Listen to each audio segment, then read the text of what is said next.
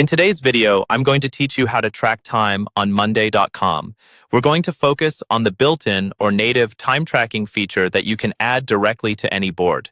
This is perfect if you want to see exactly how long tasks are taking without using any external tools or complicated setups. First, open the board where you want to track time. This could be a project board, a client board, or any workflow where measuring time actually matters. Make sure you're in the main board view so you can see your columns and items clearly.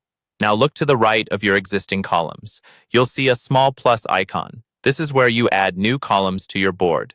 Click on that plus icon, and from the options that appear, choose the More Columns option. This opens the full column center, where you can browse different column types. In the column center, use the search bar and type Time Tracking. The time tracking column will appear as one of the results. Select it, then click Add to Board.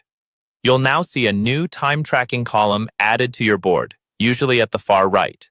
You can drag it left or right if you want to position it next to your status, owner, or any other important column.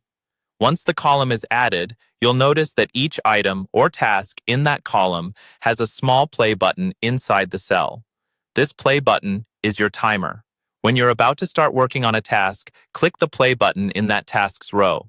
The timer will begin running, and Monday.com will start tracking the duration for that specific item.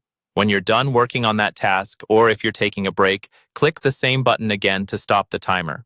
Each time you start and stop, a new time session is recorded for that item. This makes it easy to see how much active time you've spent on each task over multiple work sessions. If you prefer to add time manually, or you forgot to start the timer, you can still keep your tracking accurate.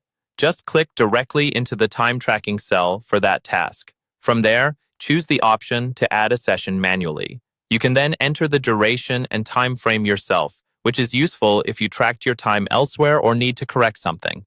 That's all you need to start tracking time on Monday.com using the native time tracking column.